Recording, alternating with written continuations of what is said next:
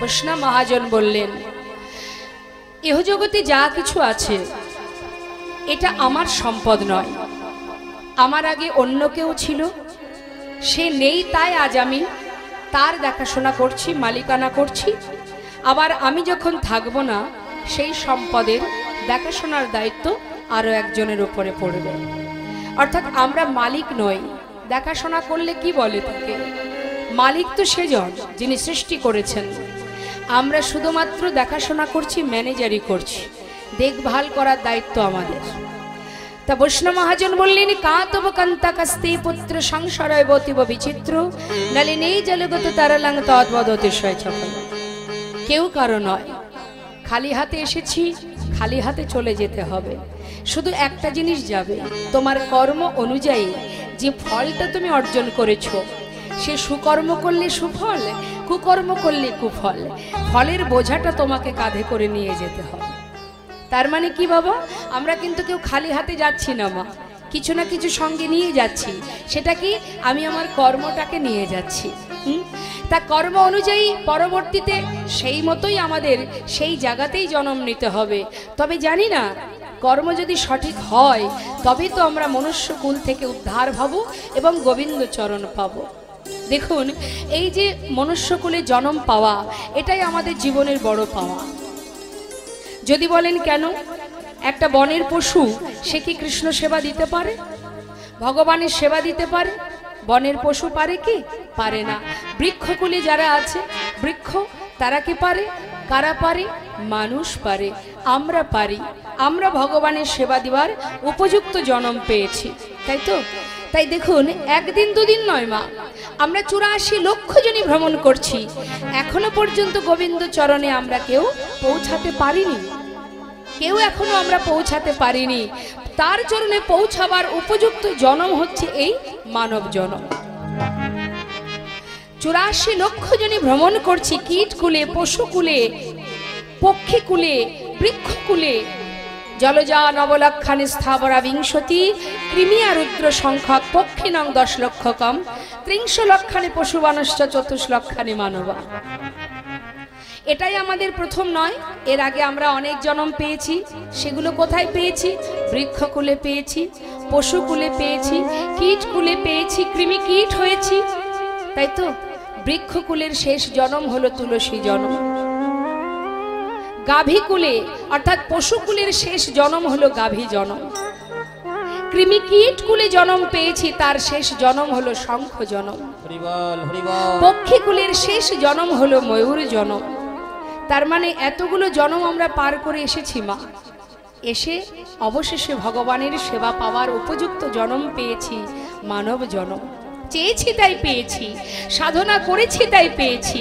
আর এই সাধনা করে সুন্দর মানব জন্মটা যে পেয়েছি, শুধুমাত্র কথা দিয়েছিলাম তোমার চরণে পৌঁছাতে চাই প্রভু, তোমার চরণ পাদপদ্ম লাভ করতে চাই। সাউন্ডটাকে একেবারে ড্রাই করবেন না। তোমার চরণ পাদপদ্ম লাভ করতে চাই। তার জন্য যে জন্ম তুমি দিতে পারো, যে জন্ম দিলে তোমার কৃপা পাওয়া যাবে, সেই জন্ম তুমি আমাকে দাও, তাই না? বলেছিলাম। প্রভু বললেন, তুই আমার চরণ পেতে চাস? বেশ, তাহলে মনুষ্যকুলে তোকে জন্ম দেওয়া হোক।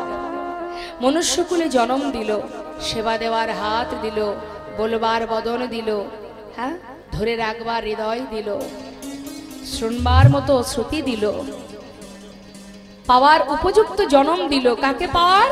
ভগবানকে পাওয়ার উপযুক্ত জন্ম। এই জন্মে যদি তোমার সাধন ভজন হয়, তুমি যদি সঠিকভাবে সাধনা করতে পারো, তবেই তুমি তার চরণে পৌঁছাতে পারবে। না হলে তোমাকে আবারও এই পিশাচ কুলে, কীট কুলে তোমাকে ভ্রমণ করতে হবে, ঘুরে বেড়াতে হবে, পৌঁছাতে পারবে না। এমনই একটা জনম এই মানব জনম। তাই তো শাস্ত্রে বললেন, দুর্লভ জনম মানব জনম, কৃষ্ণ ভজনের জনম। জনমে যদি কষ্ট আসে, আমাদের মনুষ্য জাতির যদি একটু কষ্ট আসে, আমরা কি বলি? কোথায় আর দুর্লভ জনম, সারা জীবনটাই তো কষ্ট পেলাম। অনেকে বলে, হ্যাঁ, সবাই বলে দুর্লভ জনম, শ্রেষ্ঠ জনম। কোথায় আর শ্রেষ্ঠ? সারা জীবনই যদি কষ্ট পেলাম, তাহলে কিসের শ্রেষ্ঠ জনম? আমাদের জীবনের কষ্টের জন্য আমরা দায়ী, অন্য কেউ নয়। জেনে রাখবেন, আমরা জানতে অজান্তে একটার পর একটা অপরাধ করে যাই। জেনে শুনে করলেও যেমন অপরাধ হয়, না জেনেও যদি কেউ কোনো ভুল কর্ম করে থাকে তাতেও অপরাধ হয়। অনেকে ভুলবশত বলে বসে, না জেনে করে ফেলেছি ক্ষমা করে দাও। আবার এমন এমন ব্যক্তি আছে তারা বলে যে না জেনে বিষ পান করলে বিষ নাকি হজম হয়ে যায়।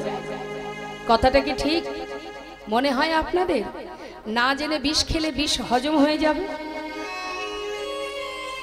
ভুল করে ফেলেছে, ক্ষমা করে দাও। আমি ক্ষমা করলাম, আপনি করলেন, অপরাধ অপরাধী মা, অপরাধ করলে তাকে সাজা পেতেই হবে। হ্যাঁ, যেমন মনে করুন ভুল করে যদি কেউ কারেন্টে হাত দেয়, কারেন্ট ছেড়ে দেবে? ভুল করে আগুনে হাত দিলে আগুন ক্ষমা করে দেবে? তার প্রমাণ বৃন্দাবনে কৃষ্ণচন্দ্র সখাগণে যখন কালীদহের জল পান করতে যায়, তারা কিন্তু জানতো না জলে বিষ মেশানো আছে, না জেনে পান করেছিল, কিন্তু বিষের যে ক্রিয়া সে কিন্তু দেখা দিয়েছিল। ক্ষমা করে দিতে পারতো, না জেনে পান করেছে, ছেড়ে দাও, ক্ষমা করে দাও। তাই জেনে রাখবেন, আমরা জেনে শুনে যেমন অপরাধ করছি, না জেনেও আমাদের জীবনে অনেক অপরাধ হচ্ছে। তাই জীবনে যদি কোনো সাজা হয়, কোনো কষ্ট হয়, কোনো দুঃখ হয়, সেই দুঃখটার জন্য কেউ দায়ী নয়, আমি নিজে দায়ী। আমার কর্মের ফল আমি পাবো, এর জন্য কেউ তার দায়ী নয়। হ্যাঁ, নিজে যদি ভুল করি তার সাজা তো আমাকেই পেতে হবে। যেমন একটা সাধারণ দৃষ্টান্ত দিই বাবা, গাড়ির মালিক একটা গাড়ি কিনে দিয়েছে, তার ছেলেই চালাক বা কোনো ড্রাইভার চালাক, যেই চালাক, ভালো করে বুঝবেন, আমাদের এই দেহটার মালিক সেজন, পরিচালনা করছি আমি, চালাচ্ছি আমি। তো গাড়ি যখন আমি চালাচ্ছি, গাড়ির মধ্যে সব কিছু আছে, ব্রেক আছে, সব কিছু আছে। তুমি কিভাবে চালাবে সব কিছু শিখে তারপরে তুমি চালাচ্ছ, তাই তো? যখন যেখানে যেভাবে চালানো উচিত সে যদি আমি না চালাতে পারি, আমি গাড়ি চালাচ্ছি, আমার হাতে স্টিয়ারিং আছে, ব্রেক আছে, সব কিছু আছে, আমি যদি হিসাব করে না চালাই, তাহলে ভুল যদি পথে হয় কি হবে? বিপদ হবে কার? ড্রাইভারের হবে। দুর্ঘটনা ঘটলে তাকে ভোগ করতে হবে, সহ্য করতে হবে, গাড়ির ক্ষতি হবে, তার ক্ষতি হবে। কিন্তু যে মালিকের গাড়ি, তার কি কোনো দোষ আছে? তার তো কোনো দোষ থাকার কথা নয়। তাহলে আমি যদি জীবনে ভুল করি, তার জন্য তো আমি দায়ী, এর জন্য তো মালিক দায়ী নয়। আমাদের জীবনে কষ্ট এলেই আমরা ভগবানের দিকে হাত তুলি, তুমি কষ্ট দিয়েছ বলি না? কিন্তু জেনে রাখবেন, তিনি কখনোই কারোর কষ্ট দেন না। আর যদিও তিনি কোনো কষ্ট দেন, জানবেন তিনি তাকেই কষ্ট দেন যাকে তিনি অনেক ভালোবাসেন। নিতাই গৌর হরি বল, হরি বল। তাকেই তিনি কষ্ট দেন। এ কথাটা কে বলেছিল? হরিদাস ঠাকুর। হে প্রভু, আমি জানি তুমি যে আমায় আঘাত দিচ্ছ, কেন দিচ্ছ আমি জানি, আমি জানি তুমি কেন দিচ্ছ। কি বলছেন মা? কথাটা মন দেবেন। যখন চাবুকের আঘাত পড়ছে হরিদাসের পিঠে, তখন হরিদাস ঠাকুর গাইছেন, প্রভু জানি আমি জানি আঘাত তোমার রাহে নাহে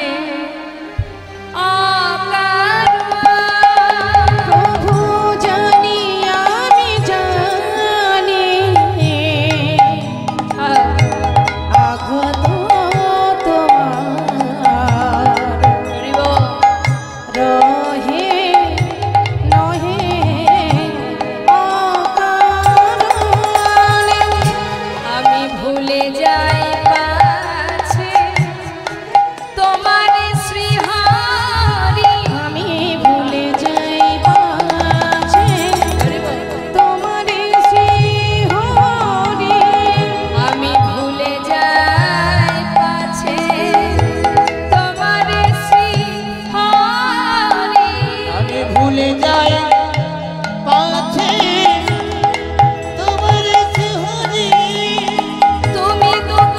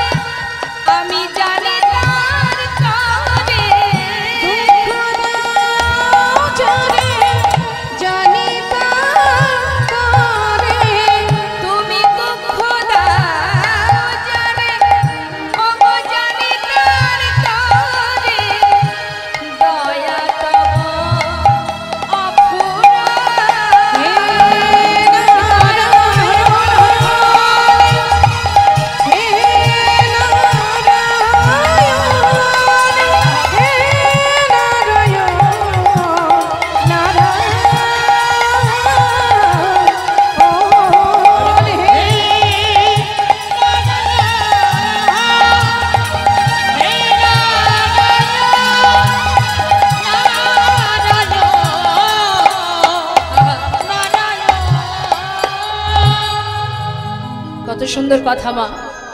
তুমি দুঃখ দাও যারে জানি তার তরে দয়া তব অফুরন। আপনার ঘরের সামনে ছোট ছোট বাচ্চারা যদি খেলা করে, সেখানে আপনার বাচ্চাও খেলা করছে, দূর থেকে আপনি খেলা দেখছেন, দেখে এত ভালো লাগলো, খুশি হয়ে আপনি হয়তো কোনো দোকান থেকে ভালো খাবার কিনে সব বাচ্চাদের দিলেন, দিতেই পারেন। যখন আপনি খাবার কিনে দেবেন তখন কি শুধু নিজের বাচ্চাকে দেবেন না সবাইকে দেবেন? সবাইকে দেবেন। ভালো। কিছুক্ষণ পর দেখা গেল তাদের মধ্যে মারামারি শুরু হয়ে গেছে। যখনই মারামারি হবে ছুটে গিয়ে আপনি কার হাতটা আগে ধরবেন? নিজের বাচ্চাকে ধরবেন, তাই তো? ধরে কি করবেন? প্রয়োজনে তাকে একটা চড় বসিয়ে দেবেন। বাচ্চা আপনি মেরেছেন বলে কাঁদবে, মা মেরেছে। আপনি তো জানেন আপনি কেন তাকে মেরেছেন, তার ভালোর জন্য। যে অন্যায় করছিস, মারামারি করছিস, ভুল করছিস, দ্বিতীয় দিন যেন আর না হয়, সেই জন্য আপনি মারছেন। আপনি জানেন তার ভালোর জন্য আপনি মারলেন, বাচ্চা তো বুঝবে না, বাচ্চা তো বুঝবে না। আপনি অন্য বাচ্চাকে তো মারতে যাবেন না, মারলে কাকে মারবেন? নিজের বাচ্চাকে, তাই তো মা?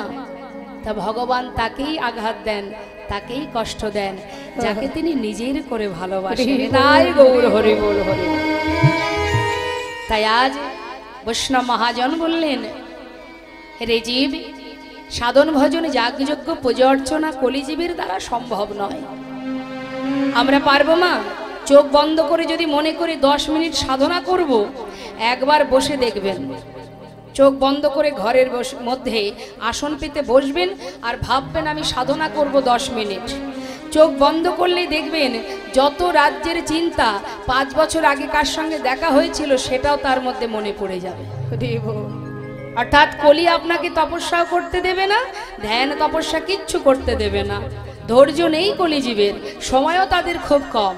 100 বছর পরমায়ু, তাও বোধহয় থাকবো না, তাই না? তাহলে এই অল্প সময়ের মধ্যে সাউন্ডটা একটু হল করুন, হালকা রিভাব রাখবেন, একটু হল করুন সাউন্ডটা। জয় রাধে, হরে কৃষ্ণ, জয় রাধে। হয়নি, করুন, রিভাব দিন। জয় রাধে, জয় রাধেশ্যাম, জয় নিতাই, জয় রাধে রাধে, রাধেশ্যাম, হরে কৃষ্ণ, জয় নিতাই, জয় গৌর। সাউন্ডটা জয় রাধে, সাউন্ডটা চাপা আছে, একটু ছাড়ুন সাউন্ডটা। জয় রাধে, হরে কৃষ্ণ, হরে কৃষ্ণ, জয় রাধেশ্যাম। ঠিক আছে।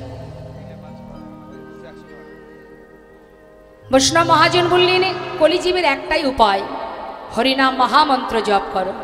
যেখানে থাকো, যেমন থাকো, যেভাবে থাকো, বদনে হরিনাম করো।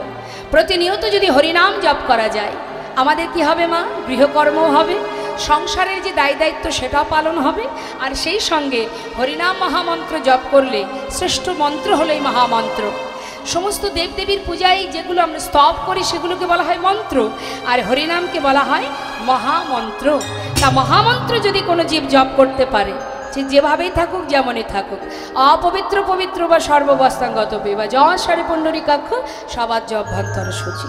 অর্থাৎ বাহির ভিতর যখনই তুমি হরিকে স্মরণ করবে, হরি নামকে স্মরণ করবে, সঙ্গে সঙ্গে তোমার ভিতর বাহির পবিত্র হয়ে উঠবে। তাহলে বাবা, আমাদের কখনো কখনো আমরা ভাবি যে শুদ্ধ বসন পরা নেই, ধোয়া কাচা কাপড় পরা নেই, বা আমি কর্ম করছি, রান্না করছি, ভগবানের নাম করব কখন, সময় কোথায়? সময়ের কোনো প্রয়োজন নেই, স্থান কাল পাত্র সময় কিছুরই দরকার নেই। সময় তো চলে যায়, সময় তো কারোর জন্য বসে থাকে না, থাকে। কালের কবলে সবাইকে পড়তে হবে, সময় কারোর বন্ধু নয়। তাই সময় তো পার হয়ে যায়, আমি যদি সময়টাকে অকাজে নষ্ট করি তাহলে তো কৃষ্ণ ভজন হবে না। তাই আমাকে একসঙ্গে দুটো কাজ করতে হবে। রাধারানী সংসারে থেকে রন্ধন করেছে, শাশুড়ি ননদিনীর লাঞ্ছনা গঞ্জনা সহ্য করেছে, কর্ম করেছে, আর মনটা কোথায় ছিল তার? গোবিন্দের কাছে। তুমিও কর্ম করো, তোমার সন্তান পরিবারের প্রতি দায়ী দায়িত্ব পালন করো, অর্থ উপার্জন করো, ছেলে মেয়ের ভবিষ্যৎ করো, কিন্তু মনটা দিয়ে দাও গোবিন্দ চরণে। তাহলে কি হবে? হাতে কর্ম হবে, মুখে হরিনাম জপ হবে। একসঙ্গে দুটো কাজ। তাই তো বিচারালয়ে যখন বিচার হবে তখন তো বিচার সবাই বসতে হবে। পৃথিবীতে যেমন বিচারালয় আছে, ন্যায় অন্যায়ের বিচার হয়, সেখানেও বিচার আছে যে মানব জন্ম পেয়েছিলে, ভবে গিয়ে করেছোটা কি বলবো, বলার জন্য কিছু তো করতে হবে। হ্যাঁ, একবার সবাই মিলে এই সুন্দর দিনে আমরা দুবাহু তুলে সাধু সঙ্গ করতে করতে একবার মহামন্ত্র জপ করব। সবাই মন থেকে করবেন, স্বতঃস্ফূর্তভাবে করবেন। যার যার নিজের চিন্তা করে চোখ বন্ধ করে পরমাত্মাকে স্মরণ করে একবার মহামন্ত্র জপ করুন। তুলুন সবাই হাত, হাত নামাবেন না, হাতে তালি দিয়ে এখানে রাধা মাধব আছে, প্রাণ ভরে হরিনাম করুন, মহামন্ত্র জপ করুন। কেমন? হরিনাম এই যে মহামন্ত্র, এর মূল বিষয় হচ্ছে, এর অর্থ হলো এটা, রাধা গোবিন্দের চরণে যেন তোমাদের যুগল চরণের সেবার অধিকার পাই। হরিনামের মাহাত্ম্য এটা। তাই সবাই মিলে আমরা হরিনাম করব ভগবানের চরণে আত্মনিবেদন করে, দুহাত তুলে। হরে কৃষ্ণ হরে কৃষ্ণ কৃষ্ণ কৃষ্ণ হরে হরে, হরে রাম হরে রাম, রাম রাম হরে হরে, হরে কৃষ্ণ।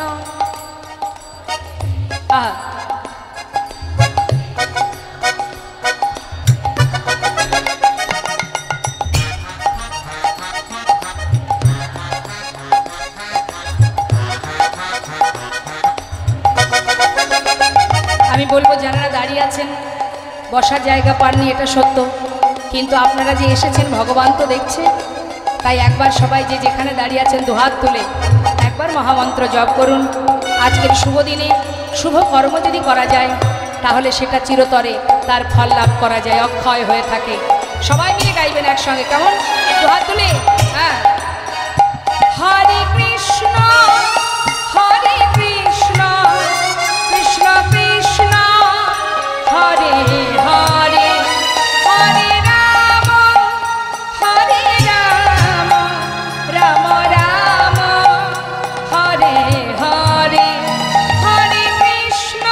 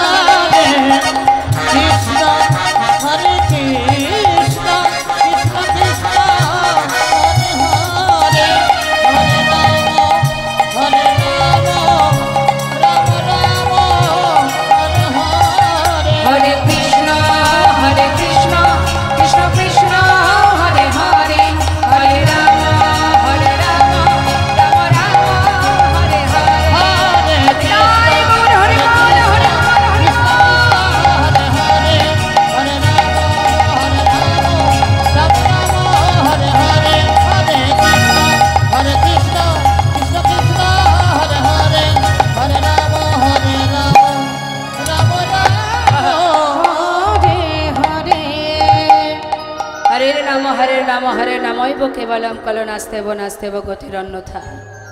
নাম ছাড়া কলিজীবের নাহি আর ধর্ম, সর্বধর্ম সার নামে শাস্ত্র মর্ম। হরিনাম করো, মহামন্ত্র ছাড়া আমাদের জীবনে উদ্ধারের আর কোনো রাস্তা নেই। দেখুন, মহামন্ত্র হরিনাম মহামন্ত্র তুমি যেভাবেই জপ করো না কেন, শুনলেও মঙ্গল, বললেও মঙ্গল। হ্যাঁ, যেভাবেই বলো না কেন তাতেই মঙ্গল।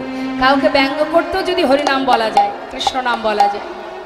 অনেকে আছে না নাস্তিক ব্যক্তি, দেখবেন সাধুদের দেখলে ব্যঙ্গ করে, হরে কৃষ্ণ, মনে করুন সে জীবনে বলে না, তার বলতে ভালো লাগে না, নাস্তিক পাষণ্ড, কিন্তু সাধুদেরকে ব্যঙ্গ করার জন্য মুখে বলে হরে কৃষ্ণ জয় নিতাই, বলে তো তারাই দেখবেন আগে উদ্ধার হয়ে যাবে। কেন জানেন? তার বড় প্রমাণ জগায় মাধায় উদ্ধার। হ্যাঁ, তা এই যে মুখে বলতে শুরু করেছে জয় নিতাই, সাধুরা কি বলে, বাবা তুই যখনই আমাকে দেখবি তখনই বলবি। প্রতিবাদ করে, মারামারি করতে যায় তার সঙ্গে, বরং কি বলে, তোর মঙ্গল হোক, তুই এইভাবে বলতে থাক, আমার এই সাধুর বেশ যত দেখবি ততবার বলবি। আর বলতে বলতে এমন সময় আসবে যে হরিনাম, এই যে তুই নাম মুখে উচ্চারণ করলি, এই নামই তোর মুক্তির কারণ হয়ে দাঁড়াবে। তাই গৌর হরি বল। যেভাবেই বলো না মা, হরিনাম যেভাবেই বলো না কেন, প্রভুর নাম যেভাবেই করো না কেন, তাতেই মঙ্গল, তাতেই ক্রিয়া আছে। মনে করুন শুনলেও মঙ্গল। দেখবেন যারা তেঁতুল খেতে ভালোবাসে, হ্যাঁ, তো তার সামনে যদি কেউ তেঁতুলের গল্প দেয়, তার জিভে জল চলে আসে। একজন বলছে, অপরজন শুনছে, তা যে শুনছে তার জিহ্বায় জল চলে আসবে। কি তাহলে শুনছে, সে তো খাচ্ছে না, তাহলে শুনলেও তার ক্রিয়া হয়, হয়তো হরিনামও ঠিক তদ্রূপ। হরিনাম তুমি যেভাবেই বলো, আবার দেখবেন কোনো জায়গায় সংকেত করতেও ভগবানের নাম করা হয়। যেমন ধরুন কোনো কোনো জায়গা আছে ভগবানের নামে, যেমন কৃষ্ণনগর আছে তো, গোপালনগর, গোবিন্দপুর, বিষ্ণুপুর। তা এই যে ভগবানের নাম, অনেকে দেখবেন বলে যাবি নাকি কৃষ্ণনগর, এ ভাই যাবি কৃষ্ণনগর, মুখে বলছে তো কৃষ্ণ কৃষ্ণ কৃষ্ণ, এই যে বলছে এতেও কিন্তু ক্রিয়া আছে। বাড়ির ছোট ছোট ছেলে মেয়েদেরকে ভগবানের নামে নাম রাখা হয়, এখন অবশ্য আর রাখে না, এখন রাখে, বলে ওসব নাম চলবে না ওসব নাম কেউ রাখে? এখন সব ভালো ভালো নাম বেরিয়েছে, দেশি নয়, সব বিদেশি নাম, জনি বনি আছে না, হ্যাঁ, রনি, বাবা সব বিদেশি বিদেশি টাইপের নাম। হ্যাঁ, তা পাপাই, সব ভালো ভালো নাম এগুলো। পাপ আয়, তুই আর দূরে থাকবি কেন, সব আয় আমার কাছে আয়। যদি বলেছেন ভগবানের নামে নাম রাখতে, বলে ধুর সব ব্যাকডেটেড, চলবে না। কিন্তু নামেরও, সন্তানকেও যদি ভগবানের নামে নাম রাখা যায়, তারও মহিমা আছে, তারও উপকার আছে। একমাত্র অজামিল নিজের সন্তানের নাম দিয়েছিল, লোমশ মুনি বলে এক মুনি, নাম দিয়েছিল নারায়ণ। অন্তিম সময়ে অজামিল ছিল পাষণ্ড, সে জাতিতে ব্রাহ্মণ, স্বভাব ছিল নিচু প্রকৃতির, খুন করত, ডাকাতি করত, চুরি করত। সেই অজামিল নিজের ছেলের নাম ধরে ডেকেছিল। কোন সময় মা? যখন শয্যায় শুয়ে আছে, অন্তিম মুহূর্ত, সেই সময়, নারায়ণ তুই একবার আমার কাছে আয়, এমনভাবে আত্মনাদ করে ডেকেছিল। বিষ্ণুলোক থেকে দূত পাঠিয়েছিল ওই অজামিলকে নিয়ে যাওয়ার জন্য, সোনার সিংহাসনে করে নিয়ে গিয়েছিলেন। যমদূত পাঠিয়েছিল, যমদূত বললে তোমরা কেন এসেছো? বিষ্ণুলোকের বিষ্ণুদূত বলে উঠল, দেখতে পাচ্ছ না কার নাম করছে? ও তোর ছেলের নাম করছে, ওটা তো সেই বৈকুণ্ঠের নারায়ণের নাম নয়, ওটা ছেলের নাম নারায়ণ, তাই ছেলেকে ডাকছে।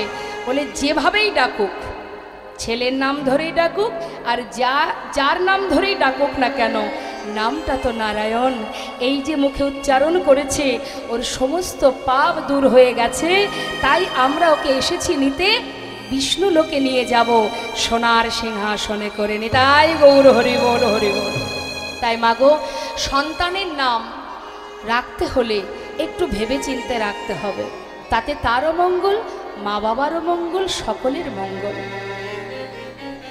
বৈষ্ণব মহাজন বললেন, যদি কেউ হরিনাম শ্রবণ করে, হৃদয় থেকে তার অন্ধকার দূরীভূত হয়। আমাদের ভিতরে কিছু অন্ধকার আছে, কালিমা আছে, হিংসা, লোভ, লালসা, ক্রোধ, এগুলো দূর হয়ে যায় যদি কেউ হরিনাম শ্রবণ করে। আপনারা এসেছেন, লীলা কথা শ্রবণ করছেন, এই যে শুনছেন, শোনার একটা মহিমা আছে। যত শুনবেন তত একটু একটু করে আমি কে, কে আমার, কেন মরি যারে তপত্রয়, ইহামা জানে জীবের কৈছে হিত হয়, নিজেকে জানা যায়, নিজেকে জানা যায়। হরিনাম করতে গেলে কোনো কষ্ট নেই মা, বিরাট কিছু করতে হয় না, যাগ যজ্ঞ পূজা অর্চনা কিছুই না। রামভক্ত তুলসী দাস কলম দিচ্ছেন, কথাটা একটু মন দিয়ে শুনবেন। কি বলছে রামভক্ত তুলসী দাস? मन की तरंग को मार लो, बस हो गया भजन।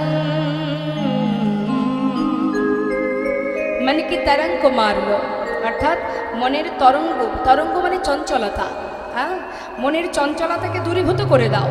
যখনই তাকে মেরে দেবে তখনই তুমি স্থির হয়ে যাবে, আর যখনই স্থির চিত্ত হবে তখনই তুমি গোবিন্দ ভজন করতে পারবে। आदत बुरी सुधार लो, बस हो गया भजन। आदत बुरी सुधार लो, बुरी माने खाराप।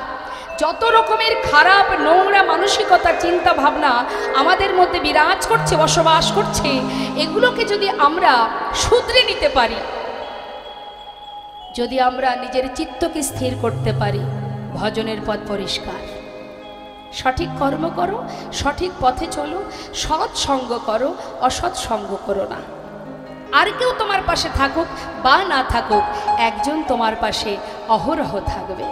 হ্যাঁ, আর কি বলছে, আয়ে হো তুম কাহা সে और जाओगे कहाँ, इतना दिल विचार लो, बस हो गया भजन।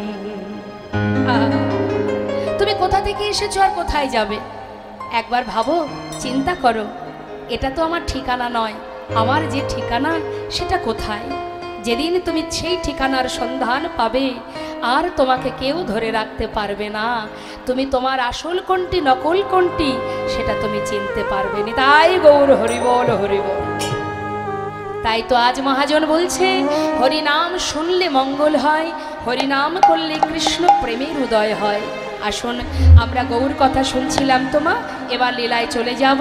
তাই তার আগে যে মহাজনের পদাবলী শ্রবণ করছি সেই মহাজনের চরণে একবার প্রণাম জানাবো। আসুন সবাই মিলে একসঙ্গে গাইব। শ্রী গৌরাঙ্গের ভক্তগণে নিত্য সিদ্ধ হরি মনে, গৌরাঙ্গের ভক্তগণে নিত্য সিদ্ধ হরি মনে, সে যায় ব্রজেন্দ্র সুত পাশে রে, সে যায় ব্রজেন্দ্র সুত পাশে রে, ওই না সে যায় ব্রজেন্দ্র সুত পাশে রে, সে যায় ব্রজেন্দ্র সুত পাশে রে, সে যায় ব্রজেন্দ্র সুত পাশে। গৌরমণ্ডল ভূমি যে বাজানে চিন্তা মনে, গৌরমণ্ডল ভূমি যে বাজানে আমার, গৌরমণ্ডল ভূমি যে বাজানে চিন্তা মনে, তার হয় ব্রজধামে বাস রে, তার হয় ব্রজধামে বাস রে, তার হয় ব্রজধামে বাস রে, তার হয় ব্রজধামে বাস রে, তার হয় ব্রজধামে বাস। গৃহেতে বনেতে থাকো হা গৌরাঙ্গ বলে ডাকো, গৃহেতে বনেতে থাকো বলে, তোমরা গৃহেতে বনেতে থাকো হা গৌরাঙ্গ বলে, তোমরা গৃহেতে বনেতে থাকো হা গৌরাঙ্গ বলে ডাকো। নরতম মাগি তার সঙ্গ, নরতম মাগি তার সঙ্গ, নরতম মাগি তার সঙ্গ, নরতম মাগি তার সঙ্গ, নরতম মাগি তার সঙ্গ। ঠাকুর নরোত্তম দাসের পদাবলী দিয়ে আমরা গৌর কথা শ্রবণ করলাম। চলে যাব আমরা লীলা কথায়, চলে যাব শ্রীধাম বৃন্দাবনে।